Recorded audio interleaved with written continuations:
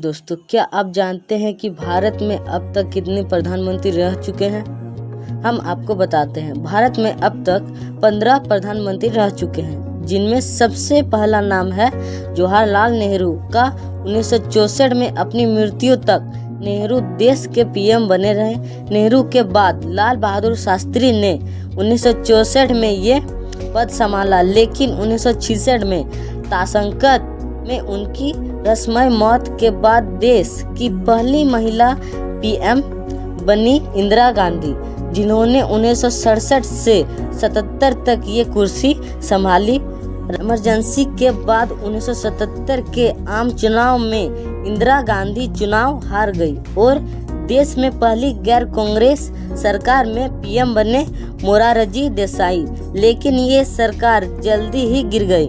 मोरारजी देसाई के बाद चौधरी चरण सिंह भी 1 साल के लिए भारत के प्राइम मिनिस्टर बने रहे। 1980 में फिर चुनाव हुए और इंदिरा की प्रधानमंत्री के रूप में फिर वापसी हुई। 1984 में ऑपरेशन ब्लू स्टार के तहत इंदिरा गांधी की हत्या कर दी गई और उनके बेटे राजीव गांधी अगले पीएम बने।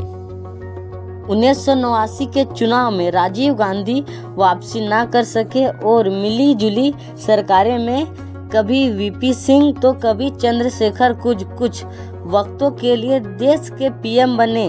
फिर 1991 में भारत के पीएम बने पीवी नरसिम्हा राव, जो 1996 तक इस पद पर बने रहे।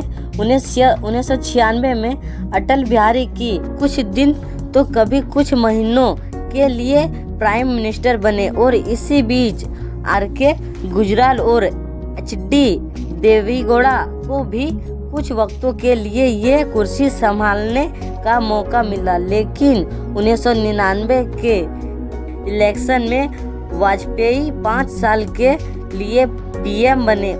2004 से 2014 तक 2 बार पीएम के लिए चुने गए मनमोहन सिंह एंड फाइनली 2014 के चुनाव में पूर्ण बहुमत से सरकार बनाई नरेंद्र मोदी ने, जो अब तक देश के पीएम हैं।